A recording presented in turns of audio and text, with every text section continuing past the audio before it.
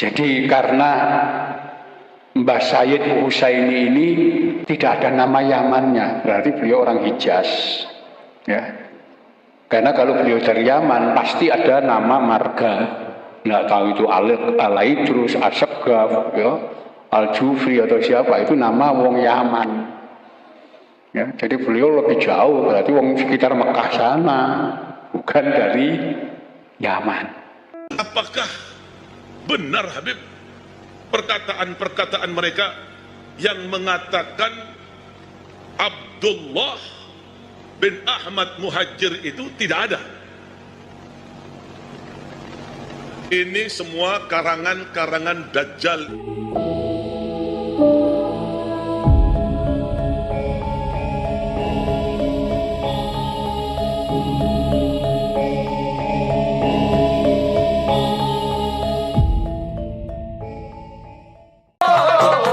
Indonesia ini merdeka berkat perjuangan para habaib, berkat perjuangan para habaib.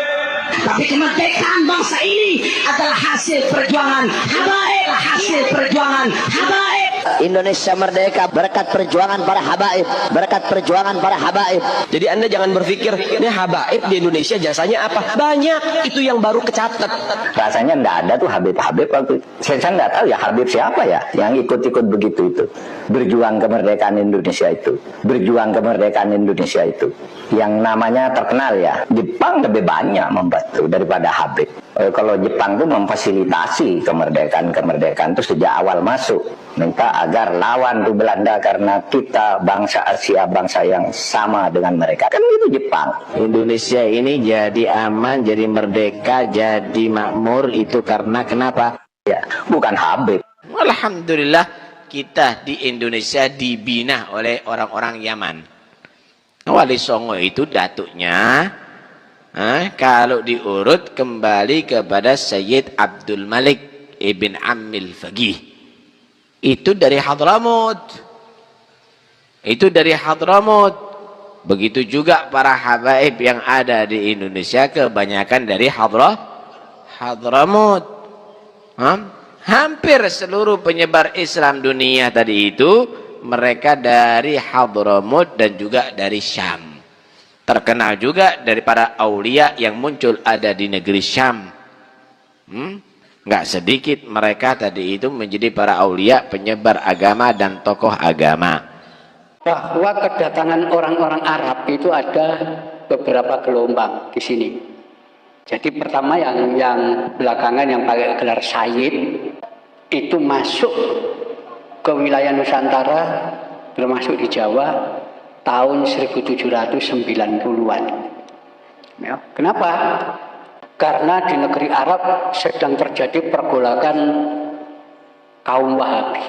Nah, sebagian di antara para sayyid dari Hijaz, dari wilayah sekitar Mekah, itu sebagian masuk ke daerah Surakarta.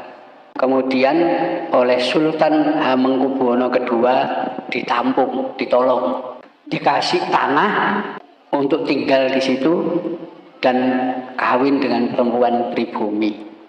Wilayah tanah untuk para sayyid inilah yang di daerah Jogja sekarang dikenal dengan nama Kampung Sayyidan. Para sayyid inilah yang nanti ikut perang mendukung pemberontakan Sultan Hamengkubuwono II. Sultan Hamengkubuwono II ini kakeknya Pangeran Diponegoro. Nanti ketika Pangeran Diponegoro mengangkat senjata tahun 1825, hampir semua para sayyid yang tinggal di Kampung Sayyidan ikut ngangkat senjata. Itu sebabnya ketika Pangeran Diponegoro kalah dan ditangkap tahun 1830, para sayyid ini dengan pengikut Pangeran Diponegoro tidak mau nyerah. Mereka melarikan diri semua, nyebar ke berbagai tempat. Itulah kita temukan banyak makam-makam para sayyid ini di berbagai wilayah. Ya, itu cirinya para sayyid yang berasal dari wilayah Hijaz. Ya, Hijaz itu di daerah Mekah Medina sana. Nanti baru tahun 1832, 2 tahun setelah Perang Diponegoro, itu didatangkan para Habib dari Yaman. Ya, itu belakangan, gak melok perang. Ya, langsung datang di sini.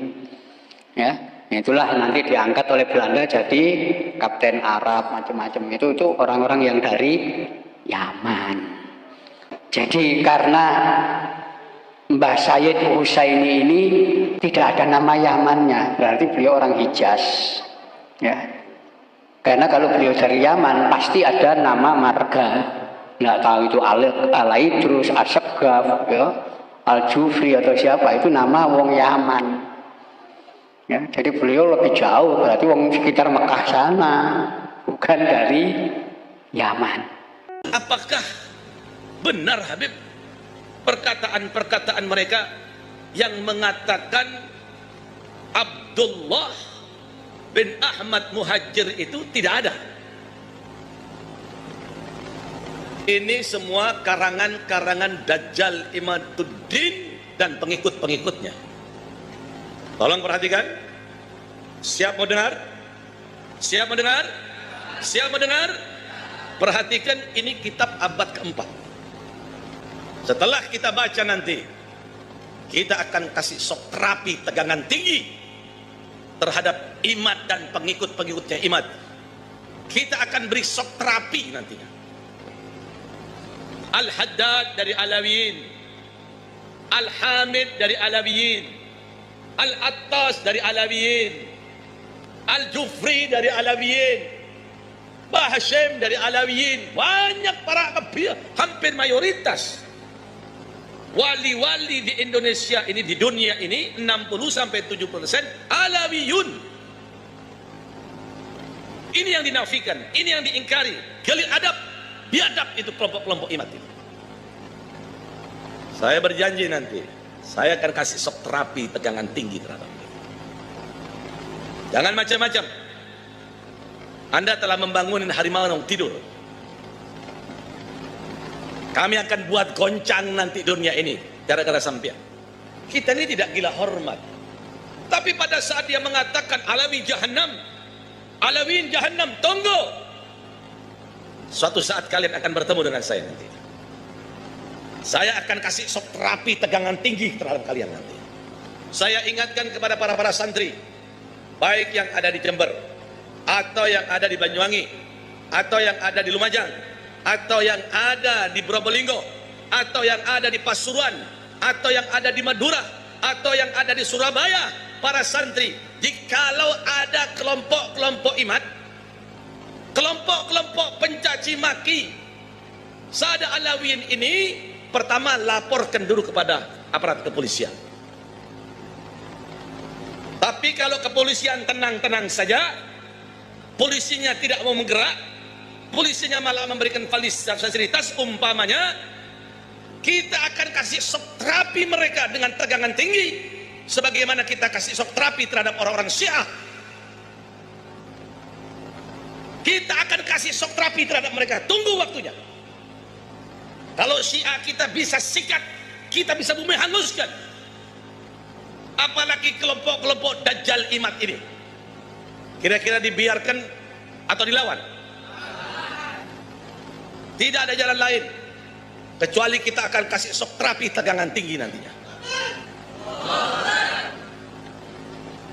Kalau Syiah saja di Madura, di Puger, di Bondowoso, di Bangil, di Surabaya, di Madura, kita bisa kasih shock terapi dengan tegangan tinggi. Pasukan-pasukan mereka kita rontokkan, apalagi pasukan-pasukan Dajjal Imad ini kita akan berikan shock terapi dengan tegangan tinggi. Kalau tidak gitu, tidak akan pernah selesai ini. Lihat nanti, sabar nonton. Tidak bisa dibiarkan ini kelompok-kelompok Dajjal ini tidak bisa dibiarkan. Betul tidak? Betul tidak? Tunggu waktunya.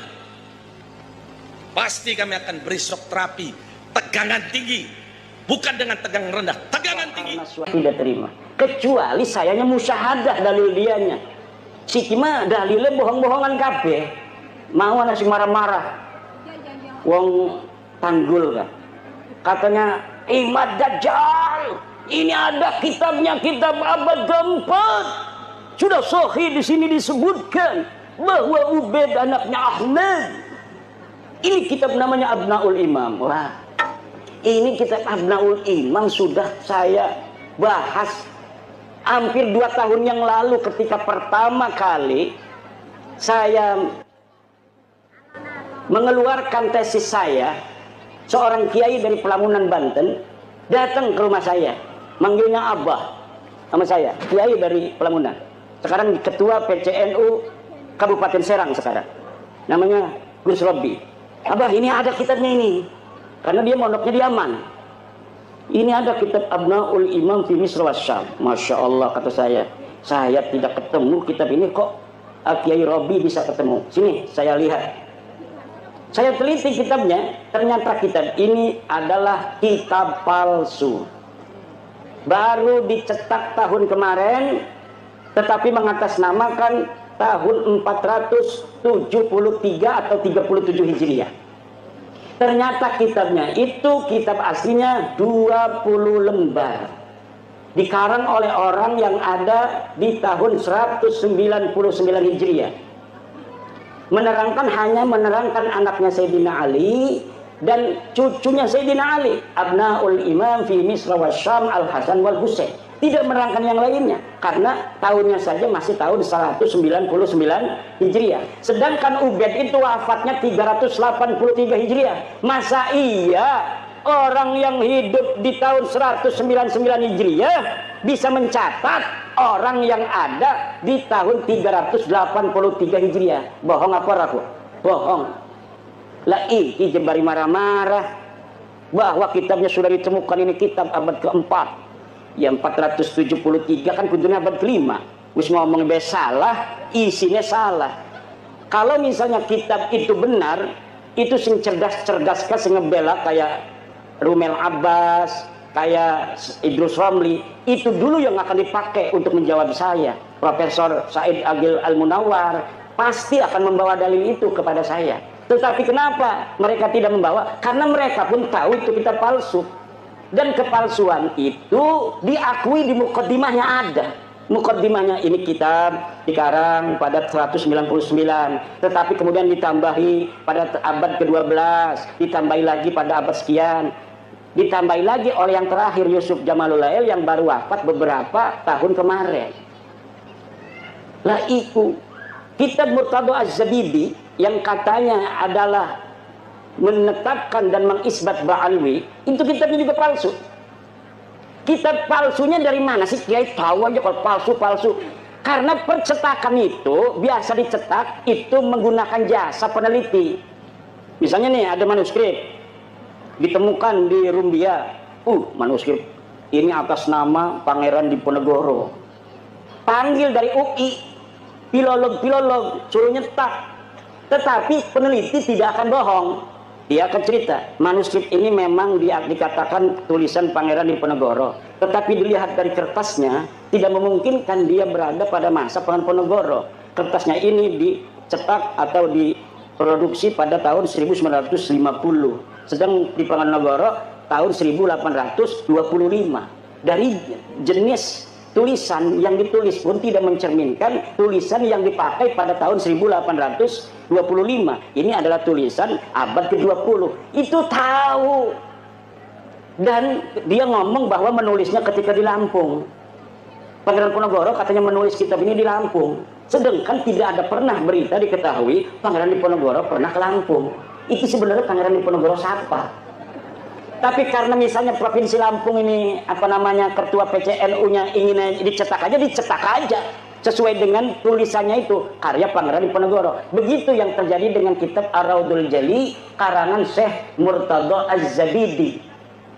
Coba beli kitab Ar-Raudul Jali karangan Syekh Murtadha Az-Zabidi, cetakan Yaman Darul Fatah. Itu dari mukaddimahnya sudah jelas bahwa manuskrip ini tidak ditemukan sebelum keluar, dicatat, disalin oleh Hasan Muhammad Qasim.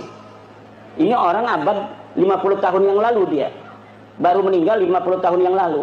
Katanya dia menyalin dari tulisan seorang yang bernama Abdul Mu'ti Al-Wafai yang berada di Khazanah Al-Wafaiyah Mesir. Tetapi sekarang manuskrip yang ada di Wafaiyah Mesirnya sudah hilang. Mendek bisa nyatet, barangkali kita bisa hilang itu. Kenapa begitu? Itu bukti bahwa sebenarnya manuskrip itu tidak ada sama sekali. Karena beberapa klaim mereka punya manuskrip di dalam sebuah kitab yang namanya Uqudul Almas karya Ali bin Tahir, setelah saya konfirmasi di kitabnya bohong. Misal bahwa Imam Ahmad bin Isa berhijrah dari Basrah ke Yaman, disebutkan oleh Imam Al-Ubaidili di dalam kitabnya. Saya buka kitabnya Imam Al-Ubaidili, tidak ada keterangan itu. Kemudian bahwa Ahmad bin Isa bergelarnya tidak pernah ada Al-Abah dan An-Nafar. Gelarnya menurut dia hanya Al-Muhajir. Ternyata tidak seperti itu. Kitab yang dia sebutkan tidak menyebutkan An-Nafar. Saya lihat ya yang bergelarnya An-Nafar, tukang minyak. Yang satu lagi bergelarnya Al-Abah. Al-Muhajir tidak pernah ada di kitab-kitab dari mulai hidupnya Ahmad bin Isa sampai dimunculkan pada 800 tahun kemudian nama Al-Muhajir sebagai alibi bahwa Ahmad bin Isa ini hijrah ke Yaman. Padahal yai Ahmad bin Isa ini orang pernah pindah ke Yaman. Laka sama sekali berita kepindahan Ahmad bin Isa ke Yaman. Dia terkonfirmasi kitab abad kelima Al-Ghaibah karangan At-Tusi adanya di kota Madinah Al-Munawwarah. Dicari kapan wafatnya, tidak ada berita kapan wafatnya. Dicari di mana dia ini dikebumikan, tidak ada. Kenapa sampai dia tidak dicatat? Mungkin dia mati muda, tidak terlalu banyak peran dalam kehidupan. Kalau orang yang banyak peran, ketua PCNU, ya kadang-kadang anak nulis di media online. Ketua PCNU menghadiri acara pelantikan PWI Kabupaten Lampung Tengah. Berarti dia historis pernah ada di media online. Coba nama-nama yang hadir. Coba lihat di Google. Ketik nama Kiai Haji Suparman Abdul Karim. Langsung merebet anak. Dia historis. Banyak yang memberitakan. Tapi kalau bapak-bapak kita yang tidak pernah ikut gabung-gabung di organisasi. Dikir bening jogoa. Gelati arane Samsuri. Lah kan yang Google le.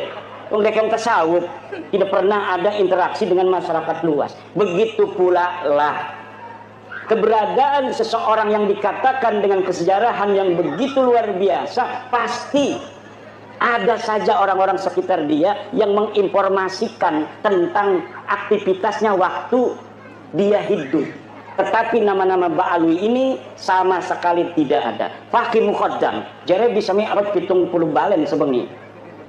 Dia ada di abad ke-6.